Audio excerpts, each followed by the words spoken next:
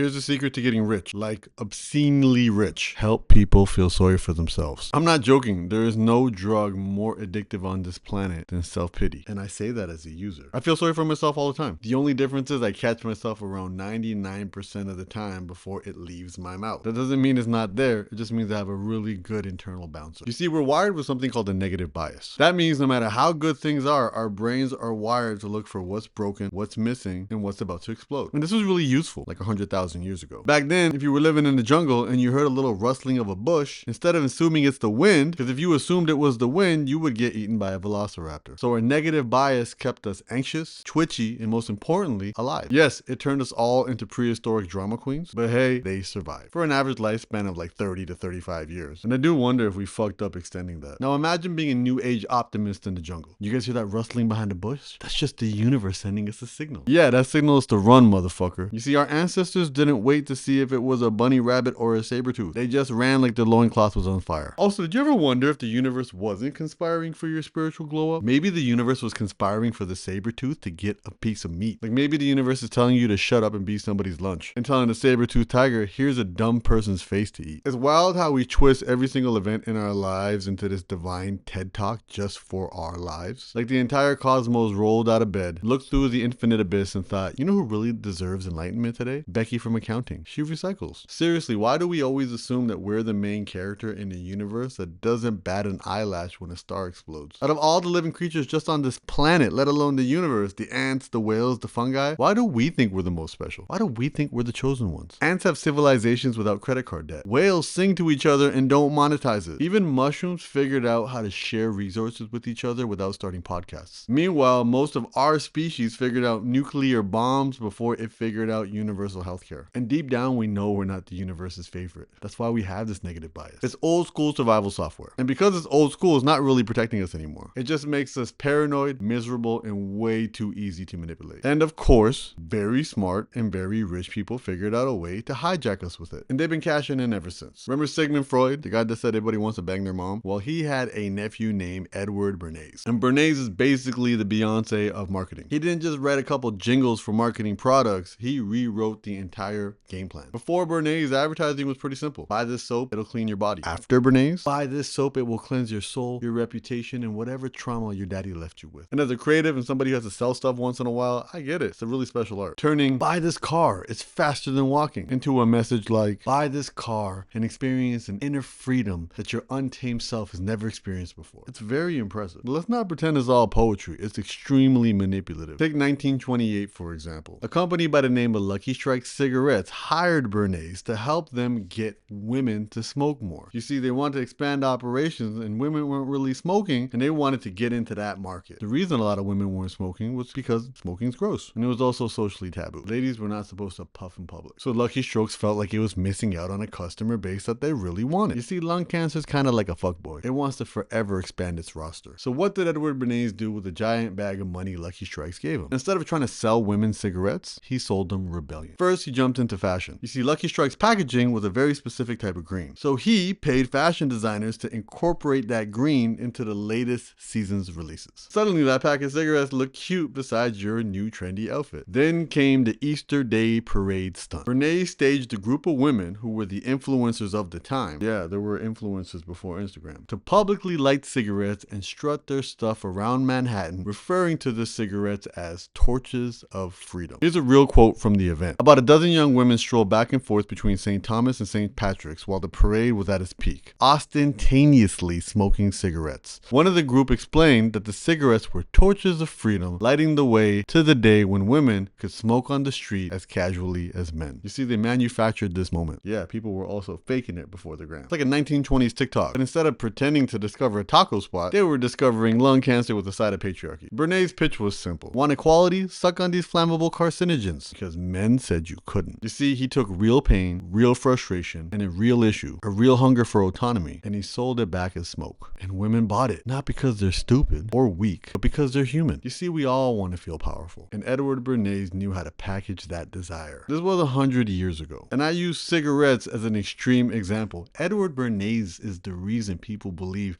breakfast is the most important meal of the day. He was paid by baking companies to tell doctors to say that. Now imagine what all these tactics look like today. Now that we have social media, data, algorithms, and push notifications, the manipulation has gotten a severe software update. And all of this, the manipulation, the marketing, the emotional judo, is done by pulling one very thick, overused heartstring. The one that whispers, other people have stuff that you don't. Because just like those women puffing on their freedom torches, all of us tend to see privilege through a zoomed in lens of all the things we don't have, instead of a mirror showing us what we have that others don't. So what even is privilege? Understanding privilege is simple. It's when some people get to start this game with more stuff, opportunities, and information than others. Sometimes they earned them, most of the time they didn't. They just came out of the right womb with a lot more luck. But not all privileges are created equal. So I'm gonna break this into 3 different buckets of privilege. There's privileges you clearly didn't earn, there's privileges you think you earned but actually didn't, and there's privileges you actually earned. And yes, you're allowed to show these ones off, even on Instagram. And before we dive in, a quick PSA for the triggered folks. Privilege is not a moral indictment. I'm not here to attack your character if you have a lot of privilege. But I also want to remind you, having more privileges than others does not make you better. But also having more privileges doesn't make you worse, despite what virtue signaling online slacktivists say. But if you still feel personally attacked by the breakdown I'm about to do, good. That means you need to pay attention. So let's start with the privileges and the freebies you definitely did not earn. The kind of privileges that life handed you before you could even spell the word privilege. Genetics and looks. Light skin privilege is real. There isn't a country on earth where darker skinned people are treated better than lighter skinned people. And no, don't say South Africa, Elon. Men born with cheat codes. You pop out of life with a penis, life will be a little bit easier. And it'll be easier in ways that you'll never understand. Unless somebody asks you to think about the last time you worried about your personal safety when you left the house. And then you watch the woman answer that same question. Pretty people, they live on a different planet. They think the world is just friendly. My pretty friend, the world is not friendly. It's just horny. Ugly people write philosophy. Pretty people party on yachts. And guess who's having more fun? Genetics like your height. Tall men didn't earn their height, but somehow it's at the top of the list of features that women want in a partner. And then meanwhile, short men gotta build entire empires just to get laid. I see you kings keep doing your thing. A full head of hair. That's not a flex that you earned either. Some people wake up with luscious hair. Other people were balding in grade 7. The name you were born with. Very few of us got to choose the name we were actually born with, unless you call yourself humble. So when you live in America and your last name is Smith, people will assume different things about you compared to if your name was Muhammad, even if it's the most common name on earth. Money and class. Being born rich isn't just a privilege, it's also winning sperm roulette. Trust fund kids are searching for their passions. Poor kids are trying to afford shoes. And to be honest, if you're watching this on a device that you own, in the grand scheme of things, you're pretty much a Nepo baby. Or at least Nepo baby adjacent. Or a Nepo citizen. Where you were born. Being born in America, that's like starting a video game with all the armor and all the weapons. Being born in somewhere like Liberia, you're pretty much starting underwater without a controller or oxygen. Even within the country, America can be a land of opportunity, especially to those who were born in it. For everyone else, it's going to be a bigger struggle. And I'm not saying America has all the privileges on earth. I'm from Canada. We have free healthcare. If we get sick, we don't have to start a GoFundMe. Fun fact, in the United States, the biggest reason to start a GoFundMe now is to pay for groceries. Language and culture. Speaking English is a privilege. If no one's ever made fun of your accent, congratulations, you're already ahead. Funny enough, since moving to the States, people have been making fun of my accent. The way I say sorry, I think they say I say about funny. I don't say about, I just say about. English is important. If you want to make money, you have to speak some language which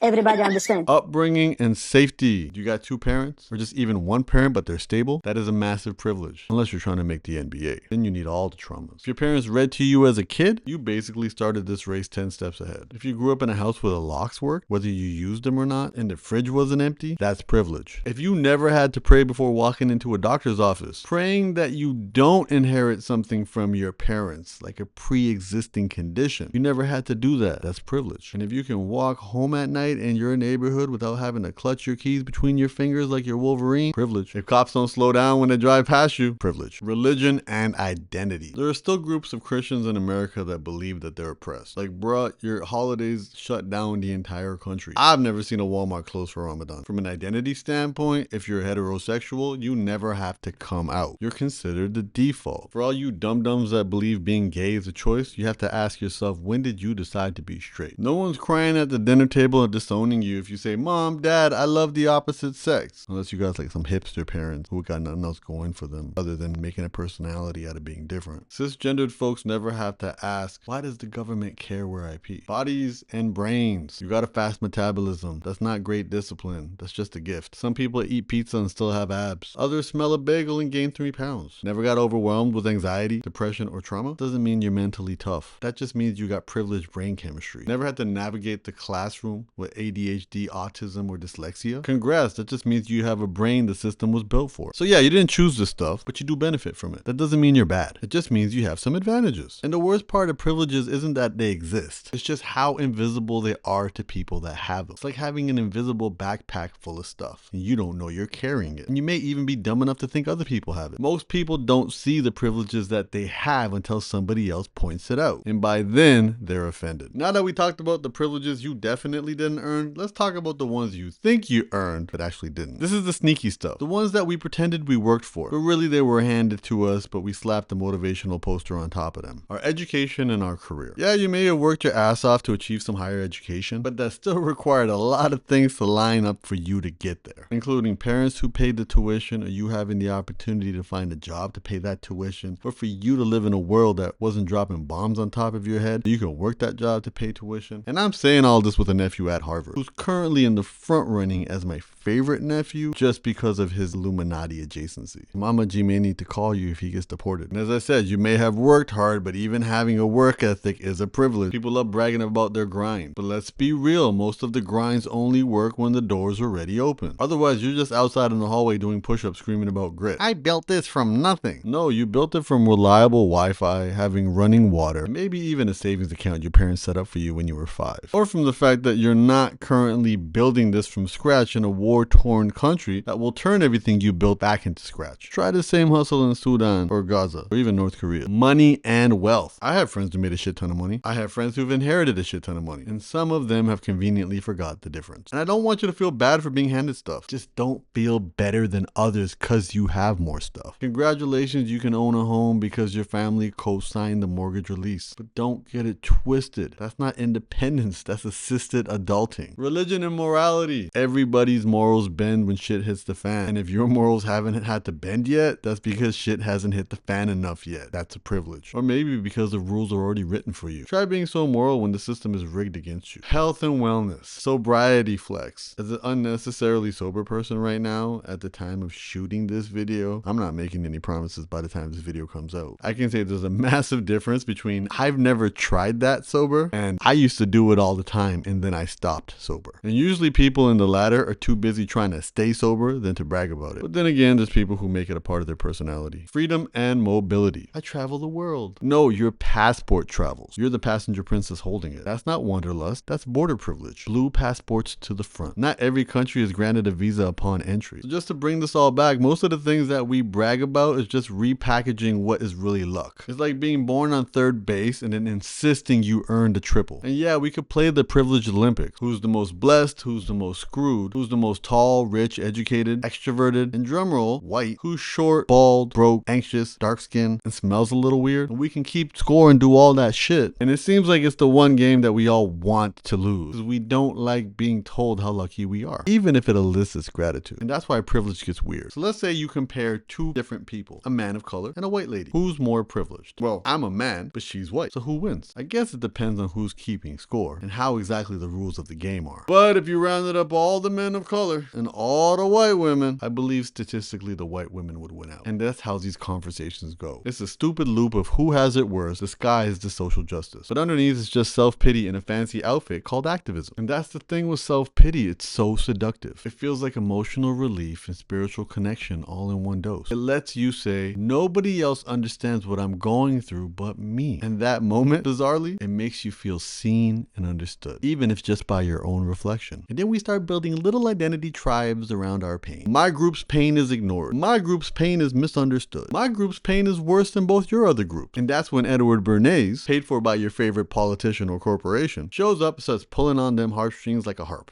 And that feeds the self-pity. And they tell you, vote for me and I'll fight for your group. Support me and I'll give you back your stolen power. And then they win and then they don't. Whether that's Barack Obama promising to codify reproductive rights or Trump promising to bring down grocery or gas prices. Same strategy, different speeches. They both frame you as a victim, then promise you justice. And then like the fuckboys they are, they ghost you when they get what they want. And as much as these conversations feel good, they're actually useless. And I'm not saying this because I think privilege doesn't exist. Of course, some people get to play life on easy mode, whether they know it or not. And some were born in such fucked up conditions they were set up to lose the moment they took their first breath. And I'm also not going to romanticize this and say struggle builds character, like it's a redemption arc or something. Trauma isn't a personality trait, nor is it romantic. And we can be honest, people with privilege can build character too. They just don't need to as much. So instead of us obsessing about who has it easier, what about if we focus on who has it harder and how? Because that makes a conversation about privilege actually useful. Not how are you losing, but how can you help somebody who's losing more? Because that kind of conversation, it doesn't just feel good. It's actually useful and effective. Now you can become an effective activist, not just somebody who's chasing clout and romanticizing their complaints. Let me be the guinea pig. This will either sound very informative or a humble brag or just a brag or a Raya caption profile. I'm a 6'6" figgy guy, and depending on the light, your mood, and your personal kinks, I'm considered pretty handsome. I was born in the 80s and I still have a full head of hair. I have 2 university degrees and 2 postgraduate specialists, and I don't use any of them, but they're still there. I can afford to live in one of the dopest neighborhoods in one of the dopest cities on earth. I have 2 loving parents, 2 incredible sisters, and 2 nephews and 2 nieces who should be competing for my love. I get paid using my neck up, which means I'm not doing manual labor, which means I have very soft hands, ladies. I have neck tattoos and hand tattoos, and I still get hired for corporate events. I can walk outside my street and not have to carry pepper spray, but I do own pepper spray because I have a dog and other dogs are jealous of how beautiful she is. I need to fuck them up if they get too close to her. And my list of privileges can go on and on. But what's the most important part is, what can I do with these privileges? So instead of scrolling through life and figuring out who has it better than me, I guess it would be that taller nepo baby white guy that my last IG crush chose over me, even though she doesn't know I exist. Let's flip it. Let's focus on the vast majority of people who don't have it as good as me. And now I can focus on using whatever I have to make their lives a little bit better. I have money. Cool. I can give a little bit of that money to people who need it more than I do. It costs at least $100 to walk outside your front door in this city. Carrying a few single-dollar bills and handing them out to anybody who asks for them will never hurt me. I have a loving family, and it doesn't take a lot of work to keep that family loving. So let me extend what I have to other people so they can have a little bit more family. I'm not constantly watching my back when I'm out here in these streets. Let me speak up for those that have to, aka women, trans folks, other members of the LGBTQ+ community, and anybody else who is marginalized and doesn't feel safe where they are. I don't have to worry about bombs falling from the sky onto my house. That shouldn't be a flex. That should be everybody. But in this world, that is a flex. So let's speak up for those who are currently in conflict zones and need our support. I have working legs. Let me advocate for those people that don't. And my list can go on. And this is the best way to use privilege. Why does this matter? Why do this when this path is clearly harder? Because even though it's more difficult, it's significantly more rewarding. See, the reason we are addicted to self-pity is because we get these little dopamine spikes from it. It's short-lived, low-quality validation that comes from saying life isn't fair, but that will never compete with the real, deep, generous, fulfilling meaning that you get from showing up and being of value to somebody else. That's the good stuff. That's the stuff that makes your soul feel clean. It makes your ego shut up, and it helps you sleep better at night. Every time you stop focusing on yourself and you serve other people, a kitten gets its wings, unless you're a dog person. Then a dog gets its wings, and then they grab a kitten, and then they throw that little bastard off a cliff, and all balance is restored. So next time you see people online emotionally masturbating about the injustices of their lives, crying about not being seen, frothing over cultural appropriation like it's some sort of genocide, ask yourself who that noise actually helps. Because it's wild how often privilege loves to dress up as pain. It's wild how the loudest voices are the ones who often have the safest lives. Typing rage-fueled tweets between therapy and oat milk lattes Beyonces. Some people are so privileged that they confuse inconvenience with injustice. They confuse discomfort with oppression, and they want to share that and get applause for it. Meanwhile, someone is sleeping on dirt, rationing their insulin, living in a car, dodging bullets and bombs, feeling invisible because we're complaining about having a non-white Snow White, feeling invisible because we're too busy wanting to cyberbully Gal Gadot for her strange Zionist perspectives, feeling invisible because we're busy arguing about Beyonce sitting beside a Trump child. There are real people living their lives unseen, and they're dying without headlines. They'll never have the luxury to find themselves because they're too busy trying to survive the things that you scroll past. I'm not here to minimize your pain, but if you're watching this, realize you're not the underdog, you're just cosplaying as one. All that energy you spend demanding the universe give you what you think you're owed, try using that to lift someone else who's never had a chance. Because when you're crying about the privileges that you don't have, you're ignoring the ones that you do. That's not activism. That's narcissism in a Halloween costume. And that's the real appropriation. Yes, you're basically a white girl with cornrows. So ask yourself this question. Instead of waiting for the world to acknowledge the privileges I don't have, what if I focus on the privileges I do have to help those who don't have those? And this brings me to the final list. The only privileges worth flexing. The only privileges that actually matter. Because they're the ones you earn. Your character and your choices. Kindness isn't free. It costs time, patience, and swallowing your pride. You can't inherit integrity. You can only build it. Or you don't. You want to own something? Own your shit. That's called accountability. Especially when it's not convenient. Especially. Effort and practice. Coding, cooking, comedy. These are skills and crafts you have to practice. They're built. You can't be born with it. And yes, genetics helps with your fitness. The 6 a.m. workouts don't show up in your DNA. Creativity is a grind. It's not just about having cool ideas. It's about showing up when you don't want to. In relationships, trust can't be inherited. It can't be handed down. It can only be earned one decision at a time. Respect isn't a family heirloom. It's a receipt. Community means choosing to show up for other people even when it's inconvenient for you. And maybe you have a platform you didn't earn, but you do earn what you say into it. So speak up for people who don't have the advantages you have. That's earned. That's work. Choosing to unlearn your own bullshit, that's a privilege worth flexing. That's grown-up work. Sacrificing your own comfort to stand up for other people, that's courage. There aren't many privileges you can actually earn. And that's exactly why they matter. They're rare, they're real, and they're the only ones that actually say something real about you. Most of us, including me, are just remixing the advantages we were handed at birth, and we call it our personal brand. So if your goal is to get rich, sell self-pity to the privileged. They'll eat it up. Make them feel like victims and sell them the solution. And ride that guilt wave all the way to the bank. This is why TV shows like Baby Reindeer and Adolescence hit so hard. They found the little tiny remaining niches for a group of privileged people to still figure out how to feel sorry for themselves. And by privileged people, I mean white people. Let's not tell stories about people who can't afford their groceries. Let's talk about how a kid has too much technology and he's going crazy. And if you follow my advice and you get rich, then you can use all your money to spend on therapy, healers, and coaches to give you new reasons to feel sorry for yourself. And none of that's gonna make you feel better, but it'll give you shit to do. But if you actually want to feel better, not richer, better, just start with the privileges you already have and use them, give them, share them. Or don't. Honestly, I don't really care. But if you made it this far in this video, something in you probably does. Just follow me on motherfucking Instagram.